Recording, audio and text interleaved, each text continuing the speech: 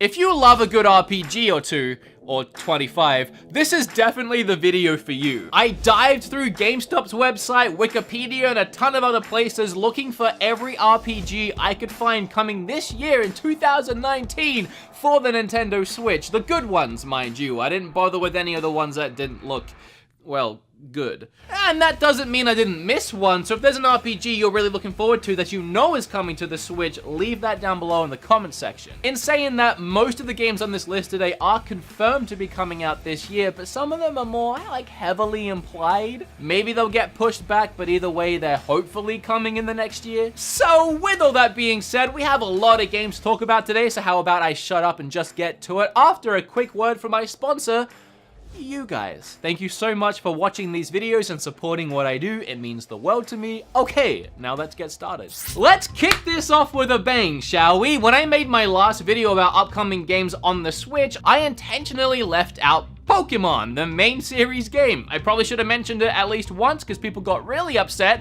but I was obviously saving it for this video as it is an RPG. I probably should have mentioned it though, to be fair. I understand. Pokemon Let's Go Eevee and Pikachu combine elements of both the traditional mainline titles and the widely popular smartphone app Pokemon Go. The changes offered a more streamlined experience for players, cutting out wild Pokemon battles and implementing touch controls. And one thing is for sure, all of those new features absolutely divided the Pokemon fanbase. You either love the new changes or you hated the new changes.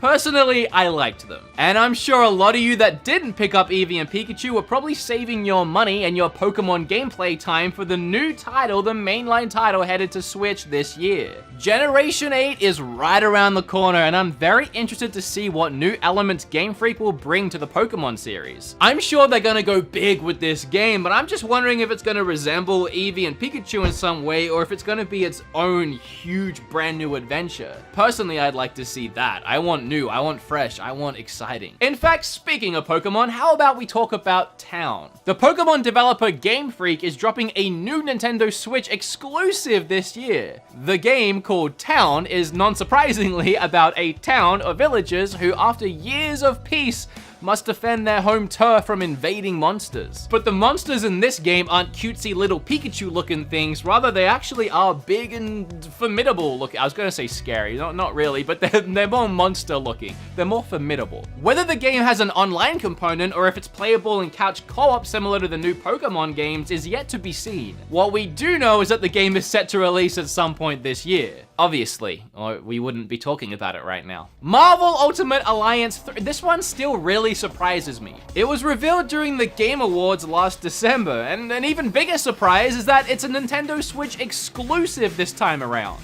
And honestly, this Marvel partnership is a pretty huge deal for Nintendo, and Ultimate Alliance 3 looks to be quite an impressive title. Seeing the likes of Spider-Man and Wolverine fighting side by side is something special to behold, since that isn't something that's very common these days. At least not in video games, and definitely not in the movies, since they're all owned by different people at this point, which is stupid. Can we just get it all under one umbrella already? I'm sick of Deadpool having to dance around with the rest of the X-Men are in every one of his movies. Except that one scene in the new one, which I won't spoil, and was hilarious. As a fan of Marvel comic books and superheroes in general, and also a fan of the previous two games, I'm looking forward to playing this one on Switch, and it's just really cool that it's an exclusive. I'm gonna be honest, I'm sick of talking about the next one, Shin Megami Tensei. I'm so excited for it, don't get me wrong, but oh boy, this one was announced way back like when the Switch launched. Rumor is it's coming this year, so let's talk about it. One more time, I suppose. You know them, you love them. The popular JRPG developer Atlus is heading back to the Megami Tensei series with Shin Megami Tensei 5 on Nintendo Switch. That's a mouthful to say. The producer of the game has stated that Shin Megami Tensei I know I don't pronounce it exactly right. Every time I do this, there's someone that spells it out for me down below. Shin Megami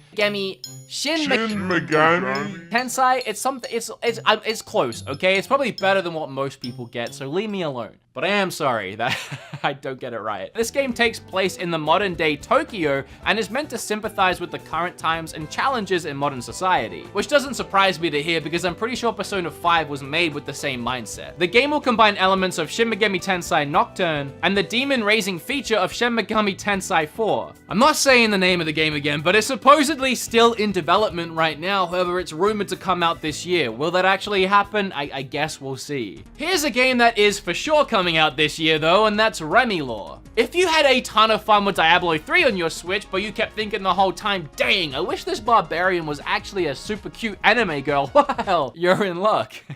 This game is described as a roguelike anime-style adventure where you'll be hacking and slashing your way through a variety of monsters and environments on your quest to find your way back home from the magical world of Ragnarok. Like any good rogue-style game, procedural levels and a huge variety of loot help keep the game fresh no matter how many runs you make. You've got 2 playable characters, and each can be kitted out with a variety of costumes and a custom set of weapons and magical abilities. If you need some backup, you can even call a friend thanks to the 2-player co-op feature. We haven't seen much on this game yet, but I've been following it for a while, and I think it will be a surprise hit for 2019. Probably one of the most recently announced games to be coming to Switch, Capcom's Dragon's Dogma. And this game honestly has to be one of the most interesting games Capcom has ever made. Released back in 2012, this is an open-world action RPG set in a dark, high-fantasy medieval world. If you've ever read the Berserk manga series, we'll take that and put it into an open-world setting, and now you have a pretty solid picture of Dragon's Dogma. The combat is one of the big things that makes Dragon's Dogma stand out from other games. As a melee class, you can cling to giant creatures and crawl around them, Shadows of Colossus style, to strike at their weak points. And as a magic user, you can conjure an insane variety of unique and breathtaking spells that are a league above the standard fireballs and thunderbolts of other games. Dragon's Dogma is absolutely an RPG masterpiece. At least that's what I was told by all of my friends that were playing it back in 2012. I haven't played it before, but they wouldn't shut up about it. So I'm looking forward to my first time on Switch. When I say I'm addicted to a game, people often question how addicted I actually am. Well, let me tell you, I squeezed Dragon Quest Builders dry of all the fun I could possibly have with it, and I am very much awaiting the sequel so I can get addicted all over again.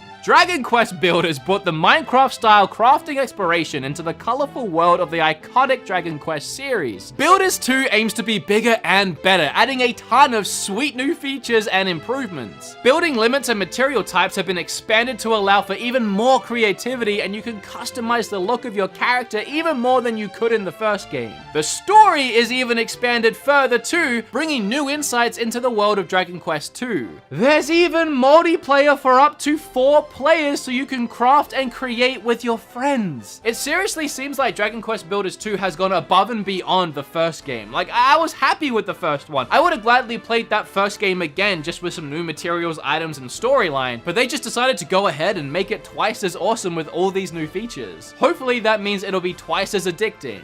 Time will tell, but I mean, I'm pretty sure. A game I knew nothing about before this video, and I still know very little about it, Lapis X Labyrinth. This game is the kind of game that Uncle Scrooge would freaking love. It's a side-scrolling action RPG where you combine character attacks and string together combos to rack up big points and even bigger rewards. Each of the 8 playable classes have different abilities, equipments, and weapons to use, and you can stack your 4 party members on top of each other to combine their abilities for huge results. And I just love the bright and adorable art style that this entire game is rendered in. If you're a fan of Disgaea but want less of the tactics experience and more real-time action, Lapis X Labyrinth is worth checking out. And if you forget the name of the game, like I probably will, make sure to come back to this part of the video. So we have time for all the Final Fantasies coming to Switch this year? I think we do. Let's power through them as quick as possible. I think there's like 10. Well, there is 10. Final Fantasy 10. But I meant like 10 as in the amount. Never mind. Let's start with Final Fantasy 7 and Final Fantasy 9. There are a lot of classic Final Fantasy games coming to the Switch in 2019, but these two are arguably my favorites. Final Fantasy 7 is the first 3D entry in the long-running franchise and one of the most influential JRPGs ever. Meanwhile, Final Fantasy 9 is actually my favorite. I have a huge soft spot for this game. I played it when I was young, and I honestly think it's the best Final Fantasy and severely overlooked because everyone only ever talks about 7. But I'm not salty, and 7 is really good, so I'm not complaining. And then we have Final Fantasy X and X-2. If you wanted to play these games portably before now, your only other option was the Vita, and while that's a pretty good option, the Switch is definitely gonna look better and play better. And finally, Final Fantasy XII Zodiac Age. Final Fantasy XII has all the depth and content of an MMO, but contained in a single-player RPG experience. It's the perfect game to play in long bursts or even short sessions, so it should find a decent home on the Switch. I don't know how I missed this announcement, but Yokai Watch 4 is headed to the Switch this year. Yokai Watch rose and then quickly fell in popularity, but the upcoming Nintendo Switch sequel looks like it's doing a lot of big things that might just revitalize the franchise. While the previous 3 mainline games were Pokemon-style turn-based RPGs, Yokai Watch 4 is opting for real-time action combat that looks really similar to what you might find in the Ni no Kuni series. But hardcore fans of Yokai Watch will still get a kick out of the story too, as it aims to bring together the protagonists and the worlds of the 3 separate Yokai Watch universes together in one massive franchise crossover. It's also all rendered in gorgeous crisp 3D, and that easily outdoes the graphics of any 3DS entry. Previously to now, the Yokai Watch games have been seen as primarily kids games, and while I actually liked them and had a lot of fun with them, yeah, they kind of are kids games, but this new entry in the series looks like it's really trying to expand its demographic and become more of a cross-generational hit. I'm actually pretty excited for this game, and I'm really hoping that it does well. A game I know a lot of you are excited for, Dragon Quest. Dragon Quest Echoes of an Elusive Age took American audiences by storm in 2018. It was the first home console release of a main Dragon Quest game since 2004, and it was packed full of love. The modern visuals and addictive RPG mechanics combined with the classic Dragon Quest monsters and music was a recipe for nostalgic success. The upcoming Switch release isn't just a port of this memorable RPG hit though, it aims to add full voice acting to the story as well as brand new story content exclusive to the Nintendo Switch release. So the Nintendo Switch Master Race, that's right, you and me, us guys, all of us watching this, we get treated to the exclusive, definitive, and ultimate version of Dragon Quest later this year in 2019. Next up, we have another surprise to the system, and that's Vampire. The minds behind Life is Strange and Remember Me have crafted a dark and gloomy video game about a doctor who's been afflicted with vampirism. It's equal parts narrative-heavy dialogue decisions and action RPG combat, but both parts come together to create a truly unique experience. I actually played this on PlayStation 4 and enjoyed it, but I didn't get that far, and now I'm kinda glad that I didn't. I can play it on Switch. Fate Extella Link is the next one. You can't take more than 5 steps in the video game industry without landing in a Dynasty Warriors spin-off. Fate Extella is one such game, slapping horde battling gameplay onto the ever-growing Fate multimedia franchise. Extella Link picks up right where the first game left off and packs in a heap of new gameplay features. 10 new playable servants join the 16 from the original game. There's also a new base camp you can walk around and explore in between missions where you'll be able to chat with your servants and get to know them a little better. On top of all of that, a new 4 vs 4 online multiplayer mode makes the package even heftier. This type of game is always mindless fun. You can turn the TV on and watch something in the background while you slash away at enemies.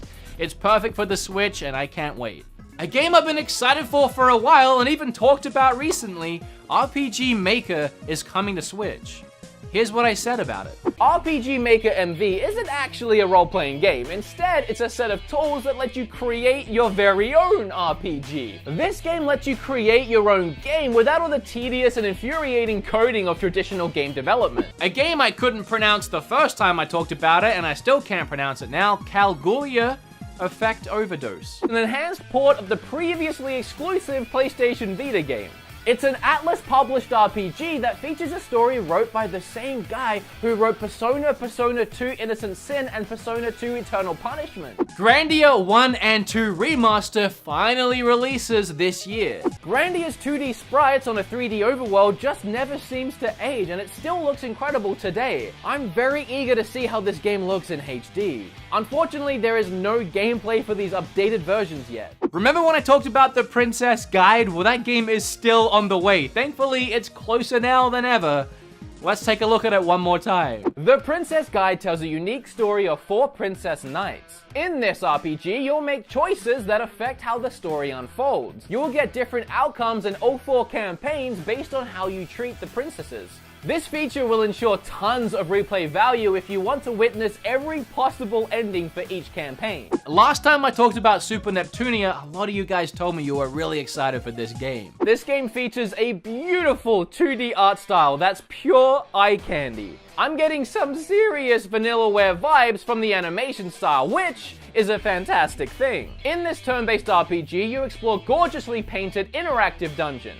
The game is heavily inspired by classic turn-based JRPGs and is even self-aware of that, with gaming culture jokes aplenty. Next, we have Langrissa 1 and 2. Langrissa is a tactical role-playing series that features beautiful top-down 16-bit gameplay and large-scale battles that let you control over 30 characters on the battlefield. These remakes will have new character designs, updated mechanics, and more. And for those that watch my Kickstarter games coming to the Switch, you might remember Monster Sanctuary and Hazelnut Bastille core still coming to the Switch, and if you want to learn more about them, I'll leave my video on them down below. Why repeat myself? Apart from Pokemon, I've saved my favorite two until last, starting with Fire Emblem Three Houses. The popular tactical turn-based RPG series is back with its first entry on Nintendo's home console in over a decade. Fire Emblem Three Houses introduces fans to a brand new world. As a new addition to the series, players can now also move entire units of troops to aid in the battle. As always, players must strategize in every battle and build relationships with the people around them in an ever-evolving storyline. Yeah, I am super excited for this one. We really don't know much about it other than that, and that's a fantastic thing. I have saved the absolute best for last, the one that I am for sure most excited about, even though technically, we don't know for sure if it's coming this year or even what it's going to be, but a new Zelda game.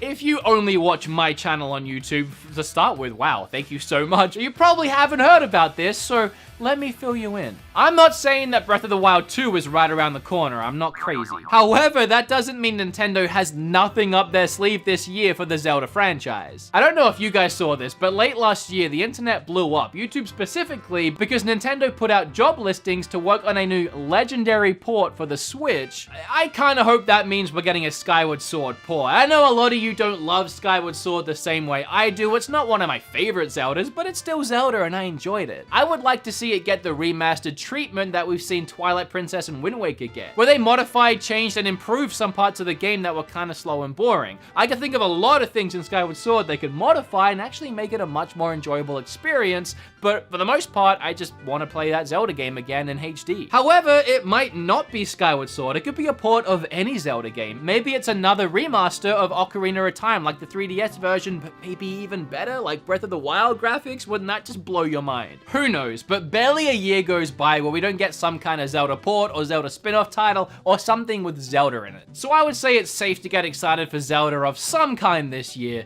We just don't know what or when. And that's what I've got for you guys. That's all the great RPGs I could find online that were coming this year in one big video, but did I miss any? Let me know down below. Click or tap on this video right here because it actually really does support my channel if you stay on it and keep watching my videos. Big shocker, right? YouTube doesn't like you leaving your channel. Or not, I don't care. You guys do you. Live your best life. I love you anyway. Again, thanks to my sponsor, you guys. I really appreciate it. You're seriously the best. Go play some Switch. Have fun with your favorite RPG. I'm out of here.